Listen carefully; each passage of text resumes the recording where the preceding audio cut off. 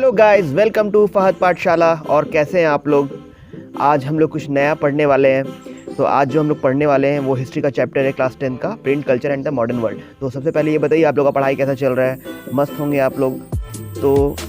तो इससे पहले कि हम लोग चैप्टर शुरू करें, आप लोग अगर मेरा चैनल सब्सक्राइब नहीं किए हैं, चैनल पे नए हैं फहद पाठशाला, तो जाकर फटाफट इस चैनल को सब्सक्राइब कर लीजिए।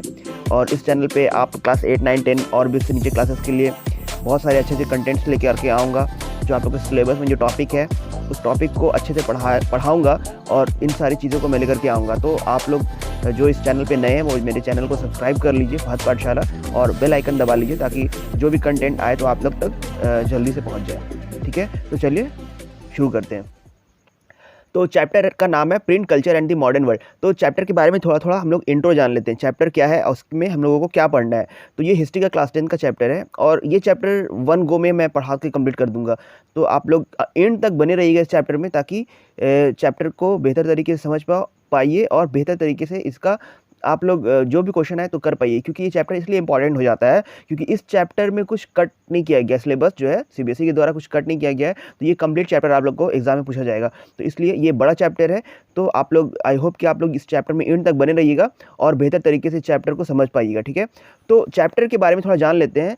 चैप्टर में हम लोग को पढ़ना क्या है कि print culture and the modern world, कि प्रिंट कैसे कैसे स्टार्ट में आया, दुनिया में कौन से जगह में सबसे पहले प्रिंट का कंसेप्ट आया, फिर वो कैसे दूसरे पार्ट में वर्ल्ड में फैला, फिर इंडिया में कैसे आया, किस तरीके से सोसाइटी उसको लेकर के इन्फ्लुएंस हुआ, सोसाइटी में कैसे कैसे चेंजेस आए और प्रिंट की वजह से क्या लोगों का माइंड थिंकिंग बदला।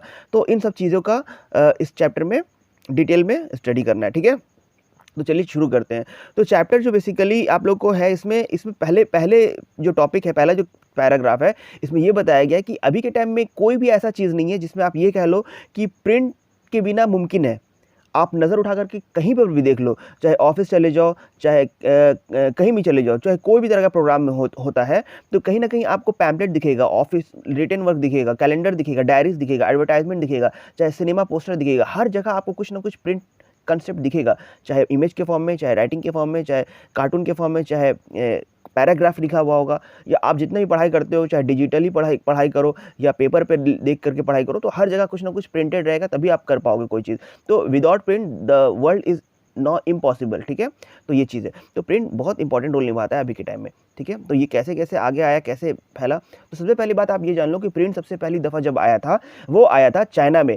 चाइना से फिर वो जापान में गया, जापान से फिर वो इंडियन सब कॉन्टिनेंट में हर जगह फैला।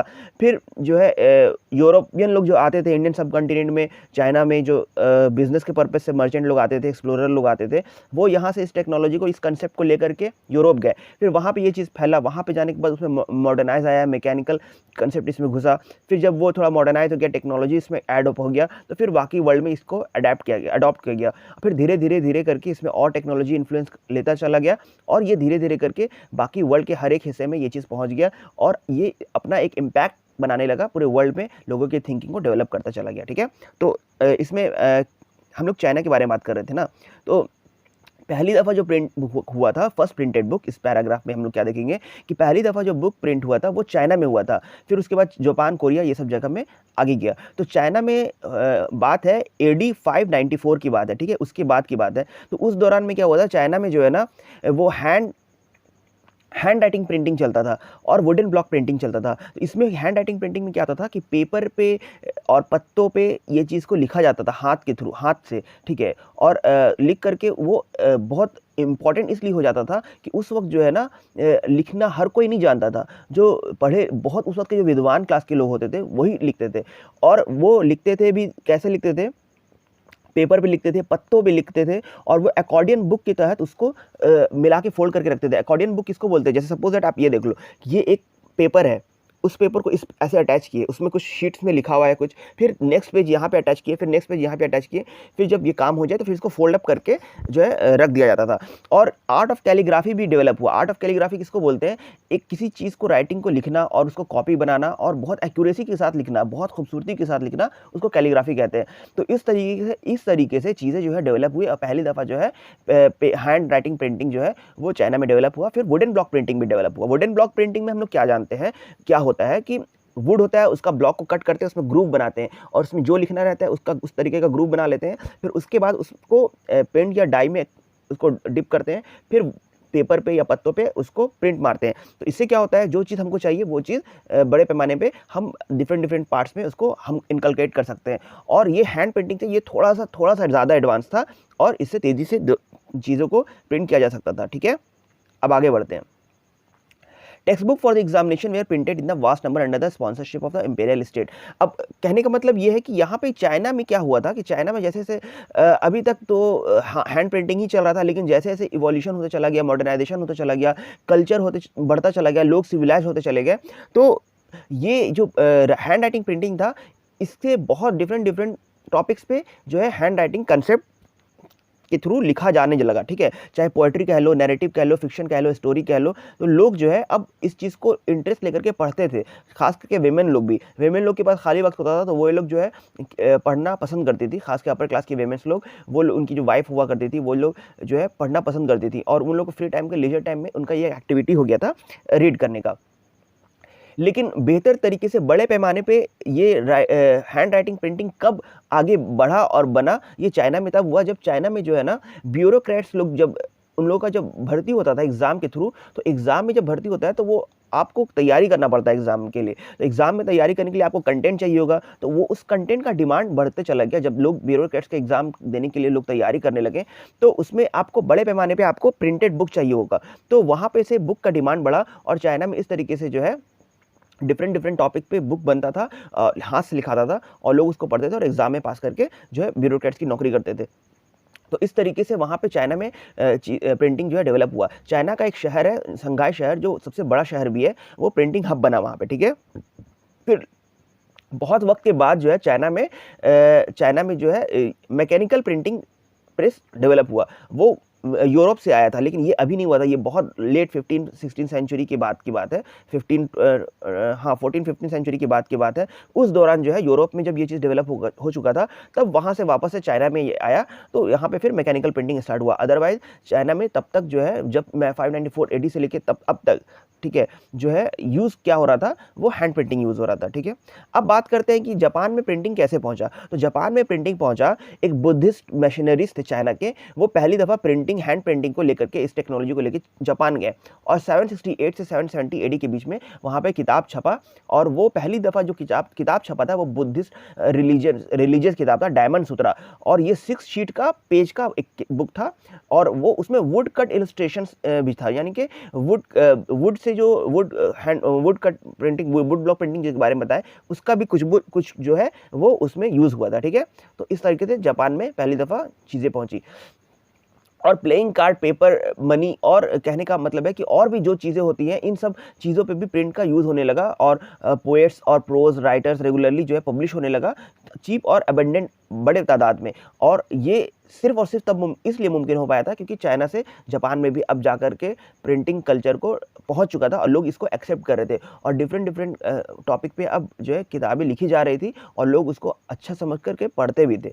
ठीक है, एक तो रीडिंग कल्चर भी धीरे धीरे डेवलप होता चला गया और लोगों के अंदर क्यूरियोसिटी जगते चला गया। जैसे जैसे लोगों को पता चला कि ये चीज़ सुन करके, उन लोगों को जब ये देखते थे, जब लोग कोई भी पढ़ता था और उसमें इमेज हुआ करता था, तो उन लोगों के अंदर जिज्ञासा जगता था और लोग पढ़ते थे। हालांकि वहाँ पे उस टाइम पे लिटरेसी उतना ज़्यादा नहीं था, लेकिन जो भी लिटरेसी था तो वो लोग पढ़ते थे, बाकी लोग सुनते थे। तो जो लोग सुनते थे उनके अंदर भी जिज्ञासा जगता था, तो एक क्लास धीरे धीरे करके डेवलप होता चला गया जो रीडिंग से को अपने अंदर इनकलकेट करना चाहते थे और प्रिंट, हैंड प्रिंटिंग कह लो या वुडन ब्लॉक प्रिंटिंग, इस तरीके से धीरे धीरे आगे बढ़ा। अच्छा, जापान में जो शहर है ईडो, वो बेसिकली अभी का टोक्यो शहर है, तो वहाँ पे प्रिंटिंग हब बना और वहाँ पे चीज़ें डेवलप होते चली गई। ठीक है, और धीरे धीरे करके जब लोगों को बुक्स की ज़रूरत पड़ी तो बुक स्टोर जाते थे, लाइब्रेरीज जाते थे, वहाँ पे अबंडेंट अमाउंट में बुक अवेलेबल होता था और बुक्स जो है अब हर एक को अवेलेबल था, चाहे वोमेंस हो जाए, चाहे म्यूजिकल इंस्ट्रूमेंट के लिए कह लो, वोमेन के लिए कह लो, हर एक चीज़ों पे अब बुक लिखी जाने लगी थी। ठीक है, तो हर एक, अच्छा, जहाँ पे भी लोग इकट्ठा होते थे तो वहाँ पे भी अब बुक पढ़ा जाने लगा था, चाहे जो भी मकसद से लोग इकट्ठा होते थे, चाहे कोई भी इवेंट होता था तो वहाँ पे लोग इकट्ठा होते थे और वहाँ पे भी लोग एक कोई बुक पढ़ते थे और बाकी लोग सुनते थे, क्योंकि सब लोग तो बुक पढ़ना जानते नहीं थे, लिटरेसी उतने थे नहीं, तो इस वजह से जो है रीडिंग कल्चर धीरे धीरे डेवलप हो रहा था, ठीक है। हियरिंग कल्चर बेसिकली डेवलप हो रहा था, क्योंकि पढ़ने वाला कम था, सुनने वाले लोग ज़्यादा थे, तो इस तरीके से चीज़ें डेवलप होती चली गई। और हर एक टॉपिक पे, हर एक प्लेसेस पे, हर एक जगह पे जो है किताबें लिखी जाती थी और पढ़ी जाती थी और लोग सुनना पसंद करते थे। आगे बढ़ते हैं, अब बात करते हैं print comes to Europe. Europe में पहली दफ़ा प्रिंट कब आया? तो यूरोप में पहली दफ़ा प्रिंट कब आया? यूरोप में प्रिंटिंग आया इटली से, बेसिकली आया। इटली का एक बंदा था मार्को पोलो, वो एक एक्सप्लोरर था, तो वो जो है ना चाइना की तरफ आया था। चाइना के बारे में आप लोग को बता चुके हैं कि सिल्क रूट के थ्रू जो है ट्रेड हुआ करता था, यूरोपियन लोग करते थे। तो उस सिल्क रूट के थ्रू जो है जो इटली का मार्को पोलो था वो आया और यहाँ से वुड ब्लॉक प्रिंटिंग का कंसेप्ट को वो जब यूरोप लेकर के गया तो वहाँ पे ये चीज़ बहुत फेमस हुआ। वहाँ के लोग इस चीज़ को बड़े पैमाने पे एक्सेप्ट किए, क्योंकि वहाँ पे जो लिखाया जाता था वो बेसिकली बहुत एक्सपेंसिव था, क्योंकि वहाँ पे जो एनिमल्स का जो स्किन होता था उस पर लिखा जाता था, वो थोड़ा कॉस्टली पड़ता था और अपर क्लास तक ही वो सीमित रह जाता था। तो इस वजह से लोअर क्लास या फिर बड़े आबादी को वो चीज़ सर्व नहीं हो पाता था। तो लेकिन अब जो वुड ब्लॉक प्रिंटिंग था वो थोड़ा फास्ट हो चुका था और थोड़ा इजी हो चुका था, थोड़ा चीप था। तो अब बड़े पैमाने में स्कूल कॉलेजेस में भी अब वुड ब्लॉक प्रिंटिंग के थ्रू जो है चीज़ों को छापी जाती थी और बड़े पैमाने में वहाँ पे अवेलेबल होने लगा। चाहे बुक सेलर्स कह लो या फिर लाइब्रेरीज कह लो, अब हर जगह बुक जो है अब थोड़ा पहले के कंपेयर में ज़्यादा अब अवेलेबल होने लगा और बल्क में अब प्रोड्यूस होने लगा। जो बुक सेलर्स हुआ करते थे वो अपने पास 50 स्क्राइब्स को रखते थे। स्क्राइब मतलब जो किताबों को लिखते थे हाथ से, चाहे वुड ब्लॉक प्रिंटिंग हो जाए या फिर हाथ से लिखते थे, तो वो बुक सेलर लोग स्क्राइब्स रखते थे। और जो बुक का ज़्यादा डिमांड होता था तो नंबर ऑफ स्क्राइब्स को बढ़ाना पड़ता था, लेकिन डिमांड इतना ज़्यादा हो गया कि स्क्राइब भी उस डिमांड को फुलफिल नहीं कर पा रहे थे, बुक सेलर उस डिमांड को फुलफिल नहीं कर पा रहे थे। और ये जो चल रहा था ये थोड़ा सा कॉस्टली भी कभी-कभी पड़ता था, क्योंकि कंपैरेटिवली वुड ब्लॉक प्रिंटिंग के कंपेयर में जो हैंड राइटिंग था वो थोड़ा कॉस्टली पड़ता था। वुड ब्लॉक थोड़ा सस्ता पड़ता था क्योंकि वो थोड़ा बल्क में आसानी से जल्दी प्रोड्यूस हो पाता था, ठीक है। अच्छा, जो हैंड प्रिंटिंग था इसको मेंटेन करना भी थोड़ा सा टफ था, क्योंकि ये थोड़ा फ्रेजाइल हुआ करता था। इसको थोड़ा हैंडल करना या फिर इसको संभाल के रखने की बहुत ज़रूरत थी, क्योंकि ये आप अभी का प्रिंटिंग और पहले का प्रिंटिंग में बहुत कंपेयर करोगे तो बहुत अंतर था, ठीक है। तो इस वजह से थोड़ा उसका केयर करने की ज़रूरत होती थी। By the early 15th century wood block paper being widely used in Europe. फिर जब वुड ब्लॉक प्रिंटिंग का कंसेप्ट जब वहाँ गया और वुड ब्लॉक प्रिंटिंग थोड़ा ईजी हो गया और वुड ब्लॉक प्रिंटिंग फास्ट भी था, चीप भी था, तो ये चीज़ कंपेरेटिवली हैंड राइटिंग प्रिंटिंग के ज़्यादा डेवलप हुआ और ज़्यादा यूज़ होने लगा पूरे यूरोप में, ठीक है। तो लेकिन बहुत बड़ा रिवॉल्यूशन कब आया? जब machine made printing press develop हुआ। और ये चीज़ डेवलप हुआ था, जर्मनी के एक बंदा था जॉन गुटेनबर्ग, वो जो है पहली दफ़ा प्रिंटिंग प्रेस जो है डेवलप किया 1430s के एरा में। तो वो चीज़ कैसे हुआ वो हम लोग देखते हैं। तो Gutenberg and the printing press. तो गुटेनबर्ग साहब जो थे वो बेसिकली एक एग्रीकल्चर स्टेट से बिलोंग करने वाले बंदा थे, जिनके फादर मर्चेंट थे। और वो जो गुटेनबर्ग थे उनको बचपन से ही जो है पॉलिश स्टोन करने का शौक था। तो ये शौक धीरे धीरे उनको गोल्ड स्मिथ बना देता है। बेसिकली वो गोल्ड स्मिथ सुनार बन जाते हैं एक, और अच्छा सुनार बन जाते हैं। तो सुनार का काम क्या होता है कि ज्वेलरी बनाना, और वो मोल्ड में ज्वेलरी का जो मेटल होता है उसको रखना, फिर वो टाइम के बाद वो मोल्ड से निकाल लेना, तो वो एक ज्वेलरी का शेप ले लेता है या कोई भी शेप ले लेता है। तो वो कंसेप्ट को उन्होंने यूज़ किया। वो ये सोचे कि क्यों ना हम अल्फ़ाबेट का भी मोल्ड बना करके उससे हम कलर के तौर पे उसमें डिफरेंट डिज़ाइन के तौर पे डिफरेंट प्रोसेस के थ्रू जो है एक प्रोसेस के थ्रू जो है डिफरेंट डिज़ाइन डिफरेंट कैलीग्राफी के तहत जो है उसको एक मशीन के तहत उसको यूज़ किया जाए, जो एक नया प्रिंटिंग कंसेप्ट, नया प्रिंटिंग कल्चर डेवलप होगा, थोड़ा फास्ट भी हो जाएगा, थोड़ा दिखने में भी सुंदर होगा। तो इस कंसेप्ट को यूज़ करके जो है पहली दफ़ा उन्होंने मैकेनिकल प्रिंटिंग डिवाइस को डेवलप किया। ये 1448 की बात है, ठीक है। और the first book he printed was the Bible. और पहली दफ़ा जो उन्होंने बुक को प्रिंट किया वो था बाइबल।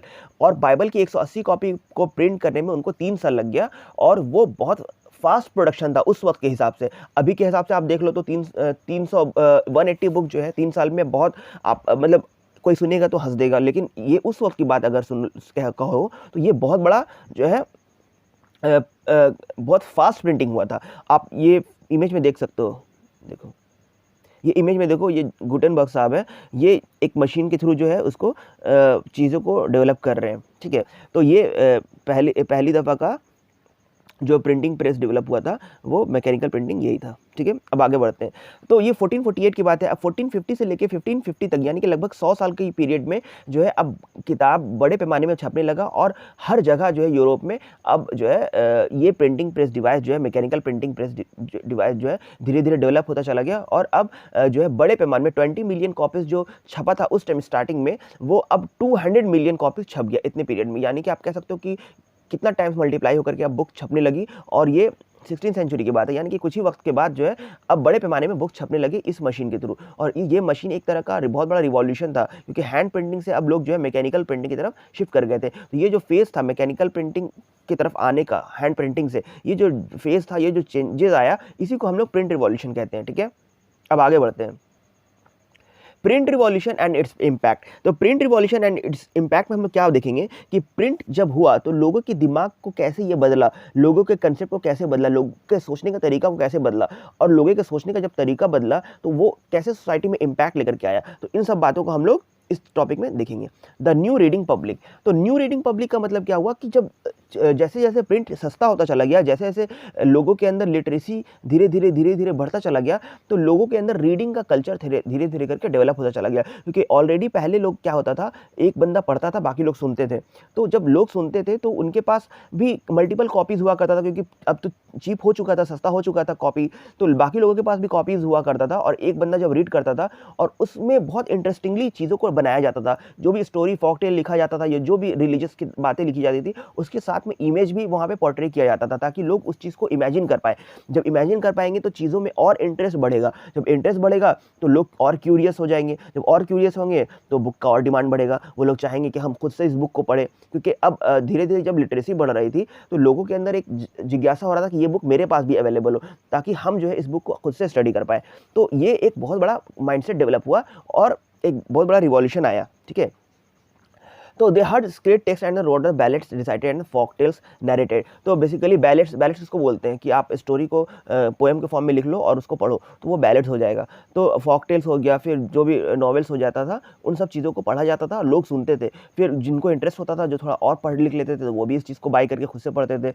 तो इस तरीके का ट्रांजिशन था और ये बहुत बड़ा बदलाव था। ठीक है, तो European countries were very low until the 20 how they could publishers persuade the common people of the welcome to the printed book। तो कहने का मतलब है कॉमन पीपल लोग भी इस चीज़ को वेलकम किए। So the printers began to publishing popular ballads and folk tales. क्योंकि अब स्टोरी, बैलेट्स, नॉवेल्स ये सब लोगों के अंदर अब डेवलप हो रहा था, लोग इसको पढ़ रहे थे, लोगों के अंदर इंटरेस्ट जग रहा था। तो इस वजह से अब इसका जब डिमांड बढ़ रहा था तो बुक सेलर पब्लिशर्स लोग इसको अब बड़े पैमाने पे अब प्रोड्यूस कर रहे थे या पब्लिश कर रहे थे और प्रिंट कर रहे थे ताकि बड़े मास तक ये चीज़ें पहुँच सके। ठीक है, लोग क्या होता था, गांव देहात में या फिर शहर में कह लो, कस्बे में कह लो, टाउन्स में कह लो, लोग इकट्ठा होते थे, एक बंदा रीड करता था, बाकी लोग उस चीज़ को सुनते थे। तो ये जो हियरिंग कल्चर था ये धीरे धीरे करके रीडिंग कल्चर में डेवलप होता चला गया क्योंकि लोगों को बुक से इंटरेस्ट जुड़ता चला गया, लोगों को स्टोरी से इंटरेस्ट जुड़ता चला गया, सही गलत का परख समझ में आता चला गया। तो इस वजह से लोग को ये समझ में आया कि ये बुक के थ्रू लोगों को सोचने का क्षमता डेवलप होगा, बुक के थ्रू लोगों का एंटरटेनमेंट होगा। तो इस वजह से रीडिंग कंसेप्ट जो है धीरे धीरे डेवलप होता चला गया। हियरिंग कंसेप्ट तो डेवलप हो ही चुका था और अब जो है रीडिंग कंसेप्ट भी धीरे धीरे डेवलप हो रहा था टाउन्स एंड विलेजेस में।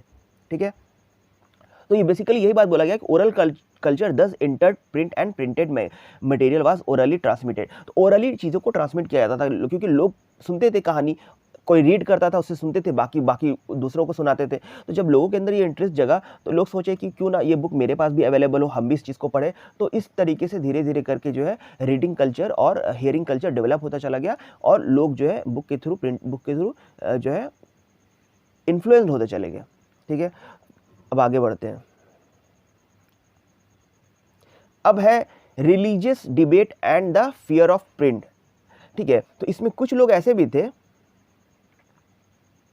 इस टॉपिक को पढ़ने से पहले आपको यूरोप में रोमन कैथोलिक चर्च का जो कंट्रोल था पूरे यूरोप में उसके बारे में आप लोगों को जानना ज़रूरी है। क्योंकि क्या हुआ कि रोमन कैथोलिक चर्च जो थे, चर्च वाले लोग थे, वो जो है ना पूरे यूरोप को रिलीजियसली पूरे तरीके से कंट्रोल किया करते थे और वो लोग नहीं चाहते थे कि प्रिंट जो आ जाए, प्रिंट कल्चर जब डेवलप हो जाए तो लोगों को का दिमाग रैशनलाइज हो जाए, लोग को सोचने का क्षमता जब डेवलप हो जाएगा तो लोग जो है जो रोमन कैथोलिक चर्च वाले लोग जो भी नॉर्म्स, रूल्स, रेगुलेशन को इंप्लीमेंट कराते थे तो उसके अपोज में ना जाए। ठीक है। तो इस चीज़ के डर की वजह से वो लोग नहीं चाहते थे कि प्रिंट जो है ईजी हो जाए, लोगों तक प्रिंट की बुक को पहुँचे, ताकि लोग जो है मेरे खिलाफ खड़े ना हो जाए। तो इस चीज़ का डर था रोमन कैथोलिक चर्च वालों को। तो ये जब चीज़ डेवलप हुआ तो रोमन प्रिंट जब ईजी हो गया, आम हो गया, जब लोग चीज़ों को, बाइबल को इंटरप्रेट करके लिखने जाने लगे और रोमन कैथोलिक चर्च की जो मोनोपोली था उसके खिलाफ लोग बोलने लगे, तो रोमन कैथोलिक चर्च वाले लोग जो है इसके अपोज में हो गए। क्योंकि आप लोगों को पता है कि पूरे यूरोप जो है नोबल क्लर्जी और कॉमन पीपल में बटा हुआ था। जो कॉमन पीपल लोग थे उनको पता था कि हम लोग जो है टैक्स देते हैं, हम लोग जो है हर चीज़ का जो फ़ायदा होता है वो नोबल क्लर्जी लोग उठाते हैं, हम लोग को कुछ नहीं मिलता है। तो रेशनलाइज होने लगा, दिमाग लोगों को खुलने लगा प्रिंट किताबें पढ़ करके। और जो रिलीजियस एस्पेक्ट में जो लोगों को बहुत सारी चीज़ों को जो कस्टम्स था जो लोगों को नहीं फॉलो करना चाहिए था, वो चीज़ रोमन कैथोलिक वाले लोग फॉलो कराते थे। तो इस वजह से लोगों को जब किताब पढ़ के दिमाग खुला तो लोग इसके अपोज हो गए। जब लोग अपोज हुए तो डिबेट होने लगा, लोग इसके बारे में चर्चा करने लगे, लोग इसके खिलाफ बात करने लगे। और फिर धीरे धीरे करके एक नया क्लास जनरेट हुआ जिसको बोला गया है प्रोटेस्टेंट क्लास। ठीक है, क्योंकि प्रोटेस्टेंट क्लास कौन थे? जो रोमन कैथोलिक के बिलीफ कस्टम के अगेंस्ट थे। ये भी क्रिश्चियन थे, वो भी क्रिश्चियन थे, लेकिन इनका बिलीफ क्या था कि जो कस्टम्स है, ट्रेडिशन है, जो टायरेंट तरीके से चीज़ों को इंप्लीमेंट किया जाता है बाकी कॉमन पीपल पे, ये सही नहीं है। और चर्च वाले हर एक मोनोपोली रखे हुए थे, हर एक चीज़ को अपने बेहतर के लिए इंप्लीमेंट कराते थे और फ़ायदा में उठाते थे। तो इन सब चीज़ों के खिलाफ जो है एक नया पब्लिक डेवलप हुआ जो प्रोटेस्टेंट कहलाए। ठीक है, इसमें सबसे बड़ा रोल था मार्टिन लूथर का। मार्टिन लूथर कौन थे? एक रिलीजियस रिफॉर्मर थे और वो जो है इस चीज़ का क्रिटिसाइज़ करते थे। तो वो इस चीज़ का क्रिटिसाइज़ करने के लिए वो पहली दफ़ा जो है किताब लिखे जिसमें वो 95 थीसिस लिखे और उसमें वो रोमन कैथोलिक चर्च के कस्टम्स के ट्रेडिशन के खिलाफ ये बात को लिखे और वो कैसे गलत है, क्या उनका नज़रिया है उस चीज़ के बारे में वो बेहतर तरीके से समझाए। और जब ये बात किताब में लिखी गई और लोगों तक जब ये बात पहुंची तो लोगों का दिमाग भी खुला और लोग उनके खिलाफ होने लगे, रोमन कैथोलिक चर्च वालों के खिलाफ। तो ये एक जब फिर उसके बाद जब लोगों का दिमाग खुला तो न्यू टेस्टामेंट भी सोल्ड हुआ उनका, क्योंकि लूथर किंग जो है का जो ट्रांसलेशन था वो न्यू टेस्टामेंट में आया और वो 5000 कॉपी जो है कुछ ही हफ्तों में, कुछ महीनों में और से ज़्यादा में बिकने लगा। तो इस तरीके से लोगों का दिमाग खुला, तो रोमन कैथोलिक वाले लोग के अपोज में ये एक बड़ा सोसाइटी क्रिएट हो गया। लूथर साहब ये भी बोलते थे कि गॉड भी यही चाहते हैं कि प्रिंट के थ्रू जो है जो सोसाइटी में इविल चीज़ है उसको हटाया जा सके। ठीक है, तो ये इस तरीके से जो है सोसाइटी में डिबेट का पैटर्न क्रिएट हुआ। ठीक है, अब बात आगे बढ़ते हैं कि print and dissent. Print and dissent में क्या होता है कि जब बाइबल या कोई भी रिलीजियस किताब लिखी जाती है तो वो आम लोगों तक पहुंच नहीं पाता है, क्योंकि उसमें बहुत सारी बात ऐसी होती है कि लोगों को समझ नहीं आता है, तो उसको बहुत लोग ट्रांसलेट करते हैं ईजी भाषा में लोगों तक पहुंचाने के लिए। तो यही चीज़ किया था इटली का एक बंदा था, मिनोकियो। ठीक है, वो इटली का था। तो वो उसने जो है बाइबल का जो है वो अपने लैंग्वेज में फॉर्मुलेट किया था, जिसको व्यू ऑफ गॉड करके या creation that enrich the Roman Catholic church, यही बोला जा रहा है कि वो जो गॉड की जो बातें थी उसको वो डेवलप अपने किताब में लिखा। और उसके बाद जो उनकी ये बातें थी वो रोमन कैथोलिक चर्च वाले को इनरेज कर, यानी कि गुस्सा दिला दिया, क्योंकि वो उनके अपोज में लिखे थे। तो इस चीज़ की वजह से उनको जो है एग्जीक्यूट कर दिया गया और बहुत सारा रूल्स रेगुलेशन को इम्प्लीमेंट कर दिया गया कि कौन किस तरह की किताबें छपेंगी। एक इंडेक्स चालू किया गया जिसमें प्रोहिबिटेड बुक्स का लिस्ट था कि ये बुक को मार्केट में नहीं सेल किया जाएगा और ये बुक को ही सेल किया जाएगा। जो उनके अपोज में था वो बुक को वो लोग मार्केट से बैन कर दिए थे, क्योंकि अब ये सब बुक अब मार्केट में नहीं बिक सकता है। और बहुत सारा जो है सेंसरशिप टाइप से लगा दिए थे, इम्प्लीमेंट कर दिए थे। अब जो रीडिंग मानिया डेवलप हुआ, ये जो रीडिंग का कंसेप्ट जब लोगों में डेवलप होता चला गया, क्योंकि अब प्रिंट इजी हो चुका था और वो बड़े पॉपुलेशन को सर्व भी कर रहा था, तो अब लोग हर कोई अब किताब रीड कर सकते थे। हियरिंग कंसेप्ट से अब रीडिंग, ओरल कंसेप्ट से अब रीडिंग कंसेप्ट डेवलप हो चुका था। तो लोग जो है अब देखिए, जो चर्च होता था वो डिफरेंट टाइप का स्कूल को डेवलप करता था, क्योंकि हर कोई चाहता था कि वहाँ पे उसके रिलीजियस चीज़ों को पढ़ाया जाए, समझाया जाए और बाकी जो दुनियावी पढ़ाई है वो भी समझाया जाए। तो इसको लेकर के बहुत बड़े पैमाने पर गाँव देहात स्कूल वगैरह खुला, जिसमें बड़े पैमाने में किताब का यूज़ हुआ, जिसमें प्रिंटेड बुक्स को यूज़ होता था। और अब जो है 60 to 80% लोग लिटरेट भी हो चुके थे। तो इसके वजह से भी जो है बुक का डिमांड बढ़ता चला गया। बुक जो है अब डिफरेंट टॉपिक पे बुक छपने लगा। जैसे एल्मेनेक्स के बारे में बोला जा रहा है कि वो एक तरह का कैलेंडर था जिसमें सन मून का क्या मूवमेंट होता है साल भर का, वो चीज़ मेंशन रहता था उसमें। चैप बुक्स तरीके का एक बुक डेवलप हुआ जो पॉकेट टाइप का बुक होता था, जिसको आराम से पॉकेट में रख के आप जहाँ भी जाओ पढ़ सकते हो। तो ठीक है, वो बहुत सस्ता आता था, सोल्ड फॉर अ पेनी, मतलब कि 1 पेनी में 2 पेनी में मिल जाता था। तो गरीब लोग भी अब एफोर्ड कर पाता था। फ्रांस में बिलोथिक where the low price small books, तो फ्रांस में भी इस तरीके का बुक यूज़ होता था जो जिसका पेपर का क्वालिटी अच्छा नहीं होता था, लेकिन गरीब लोग इसको अफोर्ड कर पाते थे। तो इस तरीके से हर एक टॉपिक पे, हर एक सोसाइटी के लोगों के लिए डिफरेंट टॉपिक पे बुक छपता था, न्यूज़पेपर छपता था, जर्नल छपता था, क्योंकि अब रीडिंग का कल्चर था वो बहुत वास्ट हो चुका था, क्योंकि लोगों के अंदर लिटरेसी रेट बहुत बढ़ चुका था। 60 to 80% लोग लिटरेट हो चुके थे। तो इस तरीके से पूरे अगर बात कर लिया जाए कि बहुत सारे थिंकर्स भी थे, वो अपने किताबों के थ्रू जो है सोसाइटी में चेंजेस लाना चाहते थे। थॉमस पेन हो गए, वोल्टायर हो गए, जीन जैक रोजिया हो गए, ये लोग की बातें, ये लोग की किताबें में बहुत आइडियाज़ डेवलप होते थे जो लोगों को समझ में आता था, और लोग सोसाइटी में इवन चीज़ों को हटाने के लिए ये लोग किताबें लिखते थे। ठीक है, तो ये सब चीज़ भी डेवलप हुआ, और साइंस रिलीजियस चीज़ पे भी किताबें लिखी जाने लगी। और जैसे उस वक्त जो भी लिटरेचर होते थे, वो चीज़ कोई भी बंदा होता जो किताब लिखता था, तो वो किताब का भी फर्दर जो है एक्सप्लेनेशन करने के लिए फर्दर किताब लिखा जाता था। अगर कोई लॉ पास हो जाता था, जैसे कि न्यूटन जो है कोई लॉ लेके आया, तो वो उसको उस लॉ के बलबूते पे उस लॉ के को और ईजी बताने समझाने के लिए भी फर्दर बहुत सारे बुक छपते थे। तो कहने का मतलब है कि इस तरीके से जो भी साइंटिस्ट होता था, साइंटिस्ट की बातों को समझाने के लिए भी फर्दर बहुत सारी बुक को छापा जाता था। ठीक है, अब आगे बढ़ते हैं। Tremble therefore tyrant of the world, इस टॉपिक में हम लोग क्या देखेंगे कि सोसाइटी में जो रीडिंग कल्चर डेवलप हो चुका था, लोगों का माइंड खुल चुका था, लोग रेशनल तरीके से सोचने लगे थे, चीज़ों को सही गलत का परख लोगों के अंदर डेवलप हो चुका था। तो लोग ये नहीं चाहते थे कि अब मेरे ऊपर जो राजा, जो टायरेंट जो डिपोटिज्म चीज़ डेवलप हो रहा है, जो अत्याचारी राजा बैठा हुआ है, या फिर चर्च का जो सिस्टम गलत है, वो अब और कंटिन्यू हो। लोग इसके खिलाफ अब खड़े हो रहे थे। तो ये चीज़ जो हो रहा था, ये एक सोसाइटी में बहुत बड़ा एक ट्रेम्बल क्रिएट कर रहा था, मतलब एक तरह का बहुत सोसाइटी को शेक कर दिया। खास तौर पे जो अपर क्लास थे, वो लोग इस चीज़ से बहुत हद तक जो है डर चुके थे, क्योंकि अब जो है बड़े पैमाने में जो सोसाइटी था, पॉपुलेशन था, वो इनके खिलाफ जा चुका था। तो उन लोगों के अंदर भी एक डर था कि कहीं ना कहीं अब रिवॉल्यूशन होगा, कहीं ना कहीं अब हम लोग को हटना पड़ेगा। तो इस चीज़ का जो डर था, वो एक सोसाइटी में बहुत बड़ा चेंजेस होने वाला। चाहे आप फ्रेंच रिवॉल्यूशन का बात कर लो, या रशियन रिवॉल्यूशन का बात कर लो, या आप इंडियन फ्रीडम मूवमेंट का बात कर लो, तो हर जगह प्रिंट का एक बहुत बड़ा रोल था। जो थिंकर्स होते थे, स्कॉलर्स होते थे, जो सोसाइटी में चेंज लाना चाहते थे, लोगों को यूनाइट करना चाहते थे, रिवॉल्यूशनरीज तैयार करना चाहते थे, वो अपनी बातों से, अपनी किताब से, अपने लिखावट से ही लोगों को इन्फ्लुएंस करते थे। तो यही सेम सिचुएशन फ्रेंच रिवॉल्यूशन के दौरान भी था। तो उसको देखते हैं। तो print culture in the French revolution, तो print culture in the French revolution में प्रिंट का बहुत बड़ा इन्फ्लुएंस था। बहुत लोग बोलते हैं कि without the print the French revolution could not have been so much success. ठीक है, तो पहली बात जो बोला गया कि प्रिंट का जो इन्फ्लुएंस था, print popularize the ideas of the enlightenment thinker. जो भी थिंकर्स थे, जिनकी जो बातों को अपना लोगों तक पहुंचाना चाहते थे, वो प्रिंट के थ्रू ही बातों को पहुंचा सकते थे, लोगों को यूनाइट करना चाहते थे, सही गलत के परख को समझाना चाहते थे। जो कस्टम, जो ट्रेडिशन जो चल रहा था, जो उनके खिलाफ था, उसके बारे में, उसकी क्रूरती के बारे में लोगों को समझाना चाहते थे। तो ये चीज़ मुमकिन तभी हो पाएगा जब लोग पढ़ लिख पाएंगे, सीख पाएंगे, सुन पाएंगे। तो ये प्रिंट के थ्रू ही पॉसिबल था। ठीक है, आगे बढ़ते हैं। जो सेकेंड बात कहा गया कि प्रिंट से पॉसिबल था, वो था कि लोगों के अंदर एक डायलॉग और डिबेट का कंसेप्ट डेवलप हुआ। जब लोगों को पता चल गया क्या सही है क्या गलत है, तो लोग अब खुल करके इस चीज़ पे डिबेट करने लगे। लोग खुल करके जो है अब राजा से आंख में आंख मिला करके लोग बात करना चाहने लगे। कौन? थर्ड क्लास के लोग, जिनका पॉपुलेशन सबसे ज़्यादा था। तो इस तरीके से एक बहुत बड़ा जो पॉपुलेशन था, वो अब रिवॉल्यूशन के लिए तैयार हो चुका था। तो इसमें भी प्रिंट का बहुत बड़ा रोल था।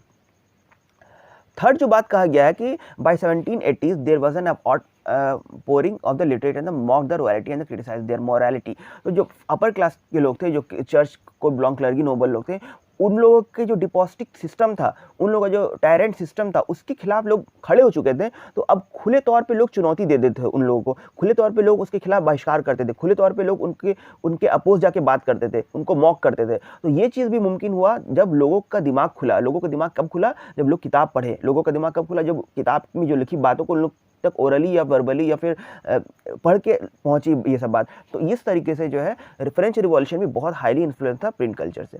ठीक है, तो चर्च का जो प्रोपेगेंडा था, चर्च जो चाहता था, जो अपनी बातों को लोगों तक पहुंचाना चाहता था, तो वो चीज़ अब धीरे धीरे खत्म हो रहा था, क्योंकि अब सही गलत का लोगों को परख पहुंच चुका था। ठीक है, अब आगे बढ़ते हैं। इसमें यही सारी बात कही गई है। अब आगे क्या है, अब आगे बढ़ते हैं। The 19th century, the 19th century, इस टॉपिक में हम क्या देखेंगे, जैसे ही 19th सेंचुरी की तरफ स्टार्ट हुआ तो जो लिटरेसी रेट था यूरोप में वो बहुत तेज़ी से बढ़ता चला गया। 60 to 80% लोग अब लिटरेट हो चुके थे। तो ये जब लिटरेसी रेट इतना तेज़ी से बढ़ता चला गया तो जाहिर सी बात है कि स्कूल कॉलेजेस में बुक का डिमांड बढ़ेगा और different category, different sect, different groups के लोगों को, डिफरेंट प्रोफेशन के टाइप के लोगों के लिए अब अलग अलग तरीके का बुक छपने लगा। चाहे चिल्ड्रन हो जाए, वुमेन हो जाए, वर्कर हो जाए, हर कोई इससे डीपली इन्फ्लुएंस था। क्योंकि अब स्कूल में बड़े पैमाने में बहुत सारा ऐसा भी ये था, पब्लिशर था जो खास तौर पे स्कूल की बुक्स को ही प्रिंट करता था। ठीक है, तो वोमेन लोगों की अगर बात कर लिया है तो बहुत सारे ऐसे भी वोमेन्स थी जिनके लिए डिफरेंट टाइप का बुक लिखा जाता था। या फिर वोमेन को अगर बात कर लिया है तो वोमेन के लिए ऐसा, वोमेन लोग भी चाहते थे कि वो अपने बारे में लोगों तक, सोसाइटी तक बात पहुंचाए। बहुत सारी वोमेन के साथ बहुत सारा जाति हुआ या फिर उनके साथ भी बहुत सारा इविल चीज़ गुजरा, तो वो चीज़ लोगों तक पहुँचाने के लिए वो लोग बुक का यूज़ करते थे। अब वर्कर के लिए कह लो तो बहुत सारे वर्कर के साथ भी जो उनको जो फैक्ट्रीज़ में या फिर एग्रीकल्चर फील्ड में जो भी उन लोग को चीज़ें सहने पड़ते थे, तो वो चीज़ भी बुक्स के थ्रू जो है अपने और भी अपने सोसाइटी में लोगों तक बात को पहुंचाए। ठीक है,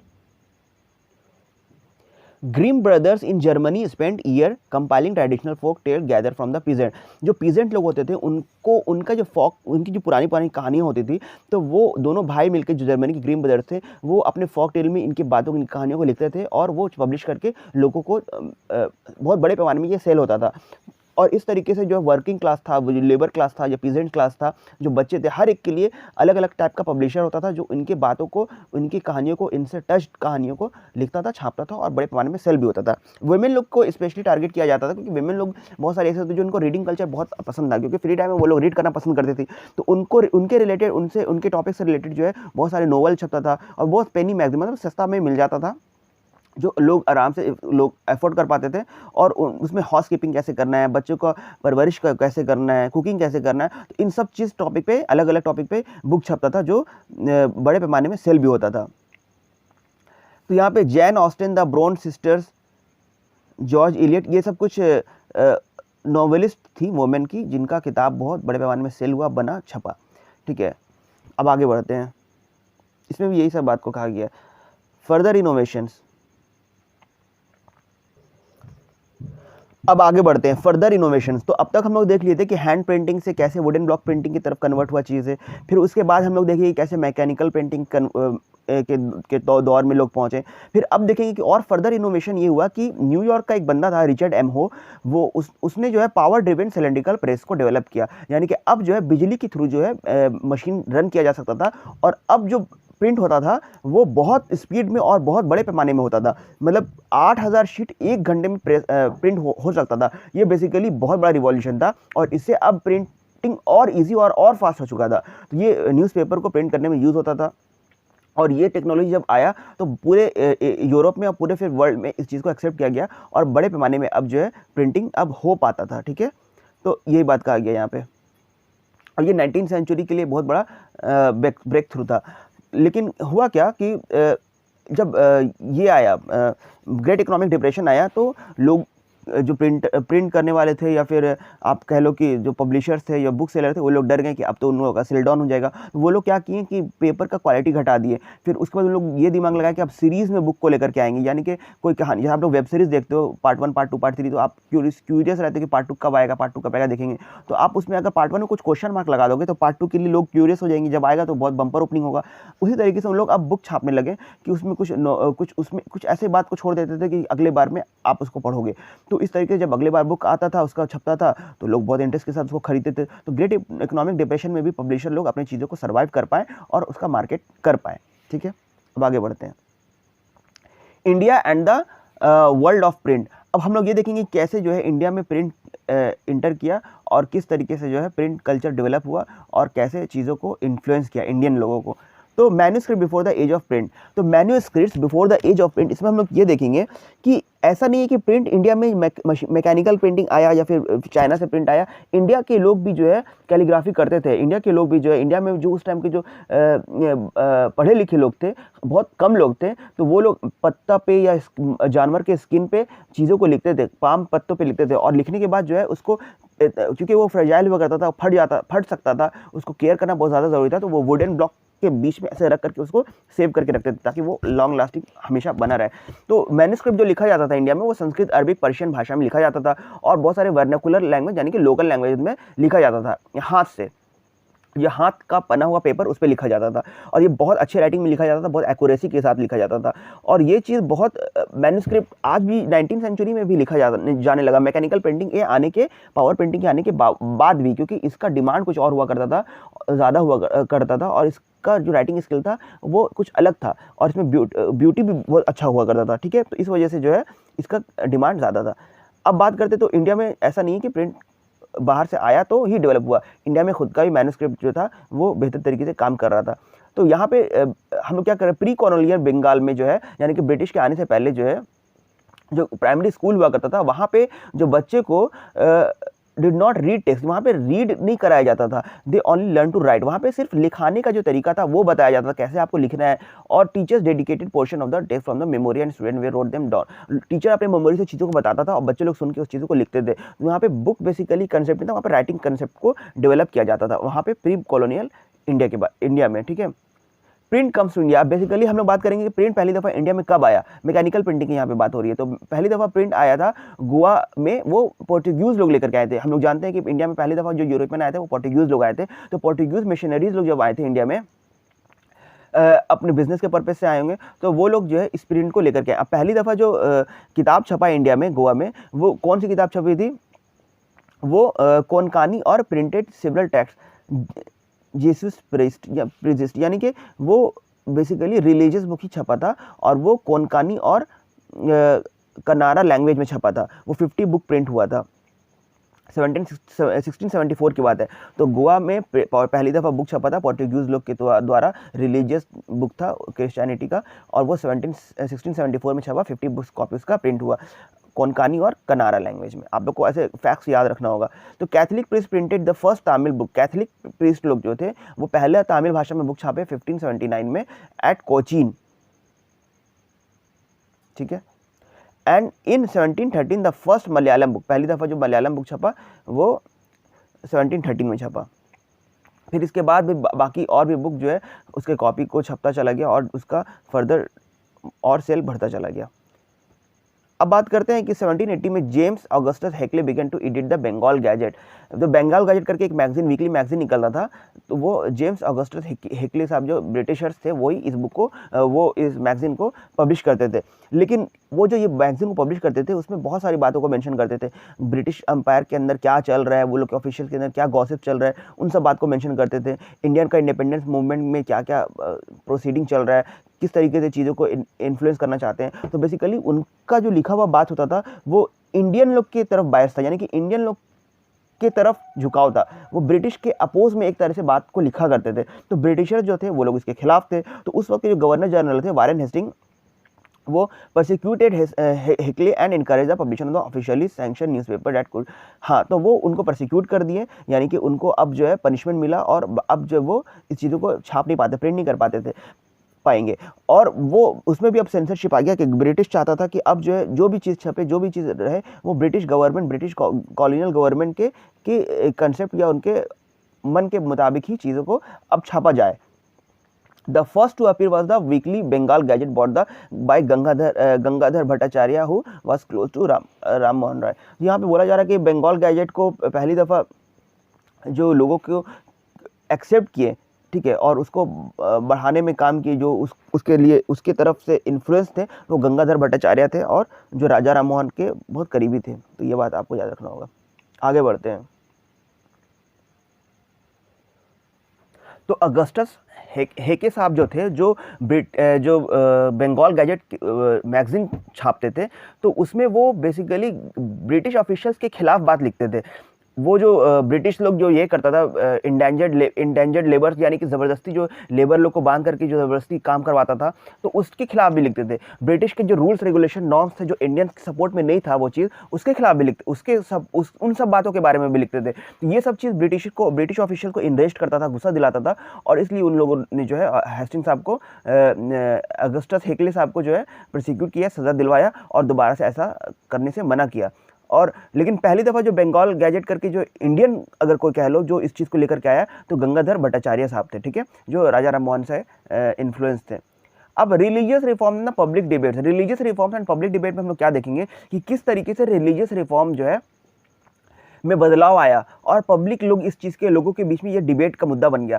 तो हुआ क्या था, जैसे जैसे जो प्रिंट का कंसेप्ट डेवलप होता चला गया, किताब के बारे में चीज़ें डेवलप होती चली गई, तो जो रिलीजियस, जैसे हम लोग रोमन कैथलिक के बारे में देखे थे, उसी तरीके से हर रिलीजन का जो ऑर्थोडॉक्स टाइप के लोग होते थे, जो उस रिलीजन का जो में जो भी बात कहा गया था, उन में जो कस्टम था, ट्रेडिशन था पुराना, जो सही नहीं था उस रिलीजन का, उस चीज़ को ख़त्म कराना उस चीज़ को इम्प्लीमेंट कराना चाहते थे और हमेशा बनाए रखना चाहते थे। तो लेकिन सोसाइटी में बहुत सारे रिफॉर्मर लोग आए जो उनके इस क्रूरता के, यानी कि अगर हिंदुइज़्म में बात कर ले, तो हिंदुइज़्म में जैसे कि सती प्रथा था, फीमेल को भी हस्बैंड के साथ चिता में जला दिया जाता था।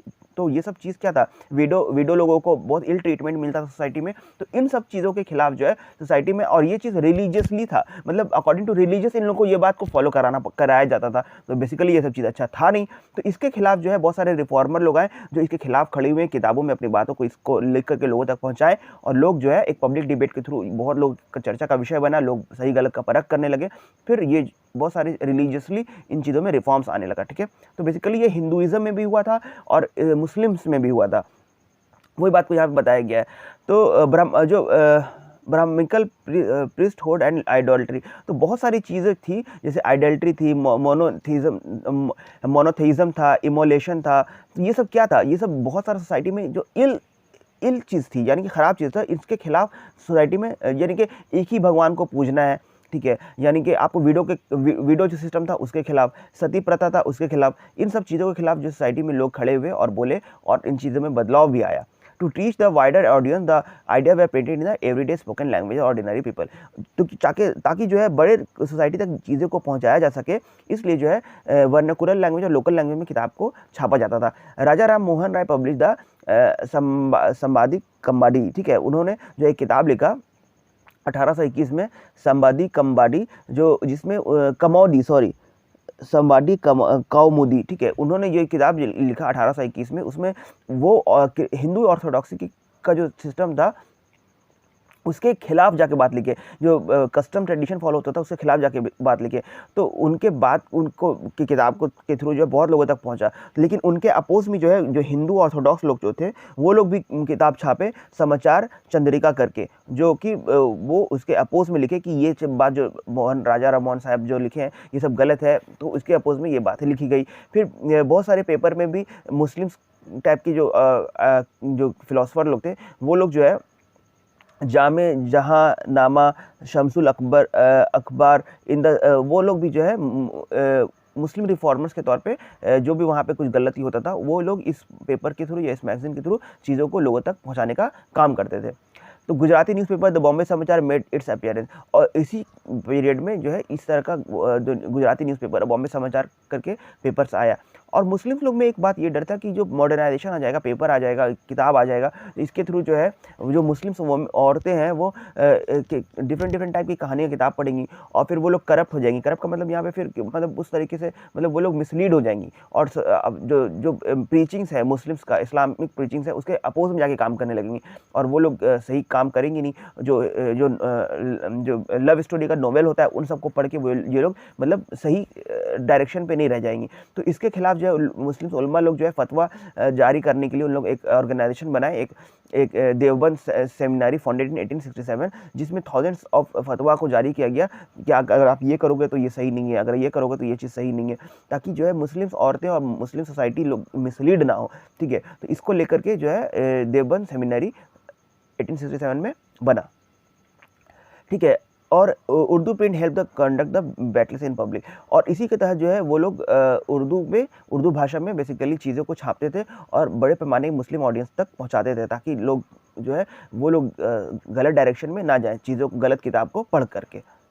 अमंग हिंदुइज्म में भी बहुत सारे लोग ये भी अच्छा, बहुत लोगों को इस्लामिक जो स्कॉलर्स लोग थे उन लोगों को ये डर था कि जो क्रिश्चियनिटी जो बढ़ रहा है, ख़ास तौर पे ब्रिटिशर्स लोग चाहते थे कि क्रिश्चियनिटी जो है इंडिया में फैले। तो उन लोगों को, मुस्लिम स्कॉलर को ये भी डर था कि मुस्लिम्स लोग जो है उनके बाद में आकर के कन्वर्ट ना हो जाए। तो इसलिए भी वो लोग ऐसा फतवा, ऐसा किताब छापते थे जिसमें लोगों को हिंदी में पढ़ कर, उर्दू में पढ़ करके जो भी उन लोग का होली बुक हुआ करता था को ट्रांसलेट करके उसमें उसके लाइट में, उसके रोशनी में जो है फतवा जारी करके और लोगों को ये समझाने की कोशिश किया जाता था कि आप गलत रास्ते पे नहीं जाओ, आप कन्वर्ट नहीं हो, आपका दीन, आपका इस्लाम क्या है। तो इन सब बातों को समझाया जाता था। तो इसी सेम चीज़ जो है हिंदुइज्म में भी होता था। हिंदू लोग के जो स्कॉलर्स होते करते थे रिलीजियस टेक्स्ट के थ्रू, उन लोग भी अपनी बातों को वर्नाकुलर लैंग्वेज में पहुंचाना चाहते थे, ताकि ये लोग भी जो है कन्वर्ट ना हो जाए, ये लोग भी जो है क्रिश्चियनिटी को अपना ना ले और ये लोग भी करप्ट ना हो जाए। तो इसके तहत जो है चीज़ों को वर्नाकुलर लैंग्वेज के थ्रू लोगों तक पहुंचाया जाता था।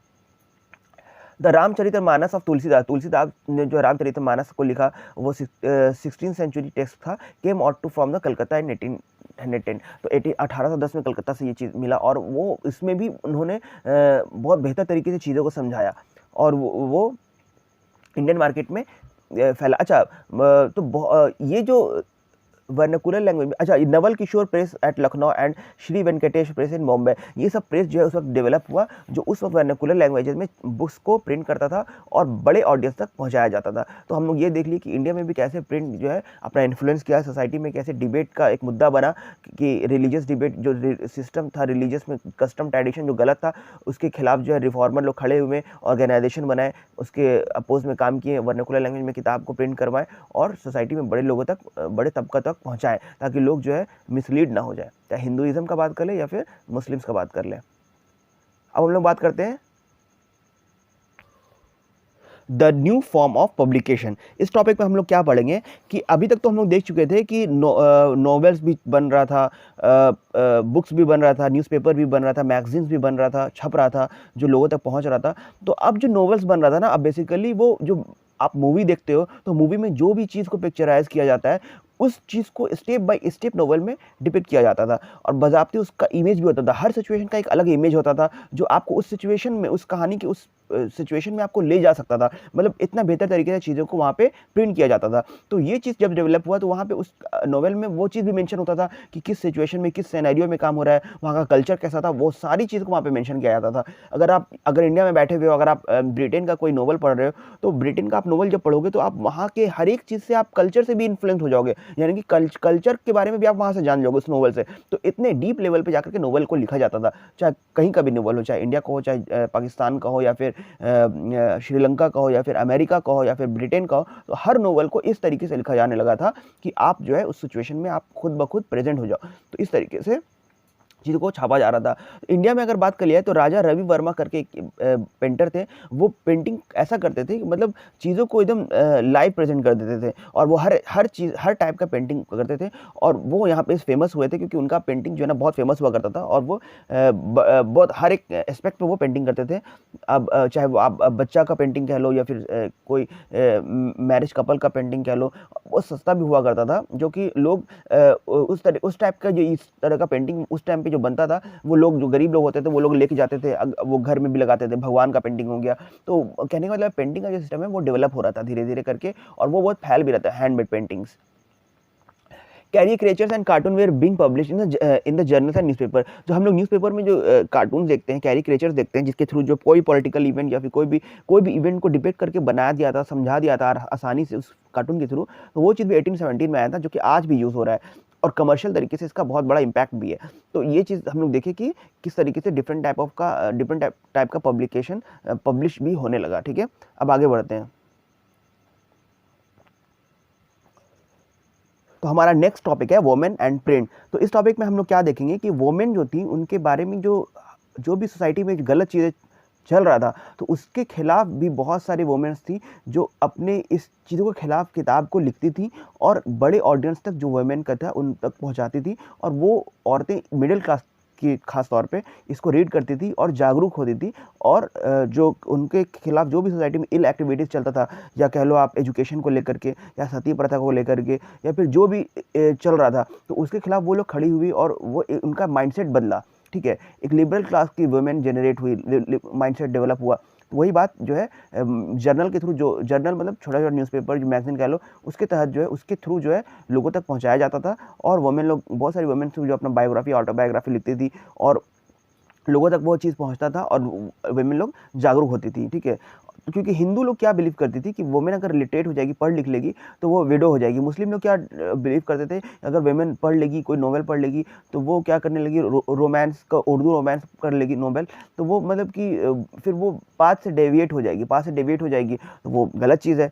तो इस सब चीज़ को बिलीव था, और विमेन लोग भी जानती थी कि अगर हम पढ़ेंगे तो हम आगे बढ़ेंगे, और हम पढ़ेंगे तो दिमाग खुलेगा, हम पढ़ेंगे तो सही गलत का परख होगा। लेकिन जो सोसाइटी में जो मैनहुड सोसाइटी जो था, वो इस चीज़ को प्रमोट नहीं करता था कि वेमेन लोग भी पढ़े और वेमेन लोग भी आगे बढ़े। तो इस चीज़ को का जो पार्शियलिटी था, जो थिंकर्स थे, जो सोसाइटी में बदलाव लाना चाहते थे, जो वेमेन ही कह लो, तो उनके लिखे हुए किताबों के थ्रू जो है एक माइंडसेट डेवलप हुआ। ठीक है, We know the story of a girl in conservation Muslim family of North India who created read and write in Urdu. Her family wanted to, तो यहाँ पे वही बात समझाया गया है कि मुस्लिम फैमिली में बेसिकली जो है बहुत ज़्यादा एजुकेशन को डेवलप प्रमोट नहीं किया जाता है, एजुकेशन को लड़कियों को नहीं दिया जाता है, ताकि वो अगर पढ़ लिख लेगी तो फिर वो फैमिली में जो सिस्टम्स है, रूल्स रेगुलेशन है, जो रिलीजियस प्रीचिंग्स है, उसको छोड़ के वो डेविएट हो जाएगी। तो इन सब चीज़ को देखते हुए बहुत सारी पेरेंट्स हुआ करते थे उस टाइम पे, वो इस चीज़ को प्रमोट नहीं करते। लेकिन अब तो बहुत बदलाव आ गया है। अब वुमेन लोग जो है मुस्लिम फैमिली में ख़ास तौर पे, वो एजुकेशन भी ले रही हैं, वो अपने रिलीजन को भी फॉलो कर रही हैं, और बहुत आगे भी बढ़ रही हैं। तो इस तरीके से वो हिंदुइज़्म में भी हो रहा है, वो अपने हिंदू कल्चर को भी फॉलो कर रही हैं, और अपने रिलीजन को भी फॉलो कर रही हैं, और सोसाइटी में एक अच्छा प्रोफेशन को भी अपनाई हुई हैं। तो इस तरीके से जो है अब बहुत चीज़ें में बदलाव आ चुका है। ठीक है, अब आगे बढ़ते हैं। यहाँ पे बात मेंशन है Rashundari Devi, a young married girl in a very orthodox household, learned to read in the secrecy of the kitchen. तो ये जो थी वो किचन में रह करके जो है अपने किताबों को थोड़ा बहुत देख करके पढ़ती थी, और उन्होंने जो ऑटोबायोग्राफी लिखा, अमर जीबान करके उन्होंने किताब लिखा, जो 1876 में पब्लिश हुआ था। और वो बहुत फुल लेंथ ऑटोबायोग्राफी था, जो बंगाली लैंग्वेज में, पहले बंगाली लैंग्वेज में जो पब्लिश हुआ था। उसमें उन्होंने ये बताया कि घर में डोमेस्टिक वायलेंस से एक औरत को क्या क्या सहना पड़ता है, और उनको किन किन चीज़ों से गुजरना पड़ता है। तो वो सब बात उन्होंने जो है इस किताब में मेंशन किया था, अमर जीबान। तो ये याद रखिए, बहुत इंपॉर्टेंट है। Since social reform novels had already created great interest in women's live emotion, तो वुमेन्स लोग को भी टारगेट करके बहुत सारा किताब छपने लगा, क्योंकि वुमेन्स लोग जो होती थी ना, वो लोग बहुत ज़्यादा जो है किताब रीडिंग करने का सिस्टम वहाँ पे डेवलप हो रहा था, क्योंकि वुमेन लोग के पास थोड़ा वक्त कंपैरेटिवली मेन के कंपेरेटिव ज़्यादा होता है। तो इस वजह से जो ये चीज़ डेवलप हुआ। From the 1860s a few Bengali women like Kailasha Basini Devi wrote books highlighting the experience of women about the how women were imposed home kept in ignorance। तो वो कैलाशा साहिनी देवी जो है, वो भी एक किताब लिखी थी, जिसमें वो भी बंगाली वुमेन थी। उसमें उन्होंने ये बताया कि कैसे फीमेल को जो है डोमेस्टिक वायलेंस का शिकार होना पड़ता है, कैसे इग्नोरेंस का सामना करना पड़ता है, और उनके साथ कैसे इनजस्टिस होता है, अनजस्टिस होता है। तो उन सब बातों को उन्होंने जो है अपने किताब के माध्यम से प्रेजेंट किया था। महाराष्ट्र में जो ताराबाई शिंदे करके एंड पंडिता रामाबाई जो है, वो उन्होंने भी जो किताब लिखा था, और हिंदू वुमेन के ऊपर ख़ास तौर पे, कि कैसे वो विडो वुमेन को कैसे कैसे चीज़ों को सोसाइटी में सहना पड़ता है। तो उन सब चीज़ों के ऊपर भी उन लोगों ने भी किताब लिखा था। तो हम लोग ये देखें कि किस तरीके से डिफरेंट सेक्ट्स के लोगों, चाहे मुस्लिम्स हो जाए, चाहे हिंदू हो जाए, चाहे बंगाली हो जाए, चाहे मराठी हो जाए, सब लोग ने, सब क्लास की औरतों ने जो है अपने ऊपर होने वाले जाति के खिलाफ किताब के माध्यम से लोगों को, दुनिया को ये बताने की कोशिश की कि सोसाइटी में जो वुमेन के खिलाफ ये जो हो रहा है, ये गलत है। और ये लोगों तक पहुँचा जब, तो लोगों का माइंड सेट बदला, लोगों के अंदर रिफॉर्म आने लगा, लोगों का चेंजेस हुआ पैटर्न। खास तौर पे जो मैनहुड सोसाइटी था, वो अब धीरे धीरे करके रेशनलाइज होने लगा, लोगों का दिमाग खुलता चला गया, और फीमेल का डोमिनेंस धीरे धीरे सोसाइटी में डेवलप हुआ। और बहुत सारी किताब ऐसे भी छपता था, जो जर्नल ऐसा भी छपता था जिसमें वुमेन के एजुकेशन, वुमेन के विडोहुड, विडो रीमैरिज, इन सब बातों के, नेशनल मूवमेंट में उन लोग का क्या कंट्रीब्यूशन, इन सब बातों पे भी बहुत सारी किताब छपता था जिसमें इन सब इंपॉर्टेंट मुद्दों को मेंशन किया जाता था। In Punjab too a similar folk literature were widely printed from the early 20th century. Ramchaddha publish a first selling Stri Dharm Vichar to teach women how to obedient wife. और अच्छा, पंजाब में भी किताब छपा, ऐसा नहीं कि सिर्फ स्टेट नॉर्थ इंडियन में छपा या फिर साउथ में छपा, पंजाब जो वेस्ट साइड में पड़ता है इंडिया के, वहाँ पे भी किताब छप रहा था। और एक राम चड्डा करके एक पब्लिशर थे, वो क्या पब्लिश की किताब कि किस तरीके से एक वेमेन जो है स्त्री धर्म विहार करके किताब छापे, जिसमें वो ये बात बताएं कि कैसे एक ओबीडियंट वाइफ हो सकती है। खालसा ट्रैक्ट सोसाइटी जो है एक किताब छापा, जिसमें वो सस्ता किताब छापा था, जिसमें इन्हीं सब बातों को, मैसेज को आगे लेकर के आया कि किस तरीके से एक अच्छी वुमेन का किरदार निभाया जा सकता है। ठीक है। In Bengal entire area in central Calcutta the Battala was are devoted to print the popular books. तो बाटाला करके एक जगह था, वहाँ पे पॉपुलर बुक्स वगैरह मिलता था कलकत्ता में, तो वो भी बेसिकली वुमेन इंटेंसिव था। तो इस तरीके से हम देख सकते हैं the peddler took the Battala publication to home. अच्छा, बाटला का एक पब्लिकेशन था, तो वहाँ से बुक को लोग लेके जाते थे और enabling women and read them to their leisure time. और जो वेमेन लोग नहीं पढ़ पाती थी, जाके खरीद नहीं पाती थी, तो वो लोग तक ये बुक अवेलेबल होता था। पेडलर लोग लेके जाते, मतलब जो पेडलर किसको कहते हैं, जो आप जा करके जो ठेला पे सामान को बेचता है, उनके थ्रू वो वहाँ पहुँचता था और लोग खरीदती थी और पढ़ती थी। तो इस तरीके से हम देख लीजिए सोसाइटी में किस तरीके से वुमेन के खिलाफ जो इल एक्टिविटी होता था, वो किताब के और पब्लिश होने के माध्यम से लोगों तक पहुँचा, और लोगों को का एक माइंडसेट डेवलप हुआ, और लोगों वेमेन के खिलाफ जो सोसाइटी में इल ट्रीटमेंट होता था, उसके खिलाफ लोगों का दिमाग खुला। अब आगे देखते हैं। Print and the poor people. इस टॉपिक में हम लोग क्या देखेंगे कि अब जो बुक्स था वो इतना सस्ता हो चुका था कि अब पुअर पीपल लोग भी इस बुक्स को अब अफोर्ड कर पा रहे थे, और वो जो है ना बुक अब जो रोड साइड में भी बिकना चालू हो गया। ठीक है। और जो बुक्स नहीं लोग पढ़ पाते थे, बुक्स महंगी होती थी, तो वो लाइब्रेरीज में अवेलेबल होती थी, लोग कुछ पैसा दे करके उस बुक को बोरो करके पढ़ लेते थे। तो कहने का मतलब है, अब बुक ऐसा नहीं था कि कोई भी बुक अब किसी भी तबके तक सीमित नहीं था, अब वो हर बुक हर लोगों तक अवेलेबल हो पा रहा था, चाहे रिच लोग हो, चाहे गरीब पुअर लोग हो। ठीक है। अब हम लोग देखते हैं कि जो गरीब लोग थे बेसिकली, वो जो हिंदुइज्म कास्ट में जो निचली तबका के लोग होते हैं, वहाँ पे बेसिकली हिंदू रिलीजन में कास्ट सिस्टम बहुत फॉलो किया जाता है, यानी कि upper caste, lower caste, middle caste. इसमें क्या होता है कि जो लोअर कास्ट क्लास के लोग जो होते हैं, उनके साथ बहुत ज़्यादा पार्शलिटी होता है। तो इसको देखते हुए बहुत सारा मूवमेंट भी चला था इंडियन फ्रीडम स्ट्रगल के दौरान ही। तो इसको देखते हुए ज्योतिबा फुले जो रिफॉर्मर थे, वो low caste protest movement wrote about the injustice of the caste system in Gulamgiri. तो ज्योतिबा फुले जो है एक किताब लिखी थी गुलामगिरी, उसमें लोअर कास्ट के लोगों के साथ जो जाति होता था उसके बारे में उन्होंने मेंशन किया था। फिर उसके बाद और भी दो रिवॉल्यूशनरीज थे जो कास्ट सिस्टम के खिलाफ लिखे थे, बी आर अम्बेडकर जो महाराष्ट्र से थे, और ईवी रामास्वामी जो मद्रास से थे। और वो लोग भी जो है अच्छा, ईवी रामास्वामी को पेरियर भी बोला जाता था, नाम याद रखना आप। तो ये लोग भी जो है कास्ट सिस्टम के खिलाफ जो है इंडिया में बहुत सारी किताबों को लिखे और अपने बात को, विचार को जो है लोगों तक पहुंचाया। ठीक है। अब बात करते हैं कि workers in factory were too overwhelmed lack the education to whether about the experience but Kashiba, आज कानपुर मिल वर्कर। तो काशिया बाबा करके कानपुर मिल वर्कर लोग जो थे, वो लोग एक किताब छापे थे, छोटे और बड़े का सवाल। तो आपको ये ऑब्जेक्टिव के लिए याद रखना पड़ेगा, या फिर अपने आंसर को और स्किलफुल बनाने के लिए इन सब बातों को मेंशन करना पड़ेगा कि कैसे गरीब तबका के लोग भी जो है किताब की प्रिंट के माध्यम से सोसाइटी में बदलाव लाएं और उसका हिस्सा बने।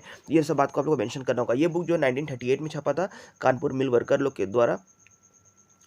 और सच्ची कविताएं जो थी वो सुदर्शन चक्र बिटवीन वे brought together and publish in the collection of सच्ची कविताएं। और उन लोग का जो किताब था मिल वर्कर का, उन लोग को सच्ची कविताएं के थ्रू जो है, सच्ची कविताएं जो कंपाइलेशन था, उसमें भी इन लोग की किताब को छापा गया था।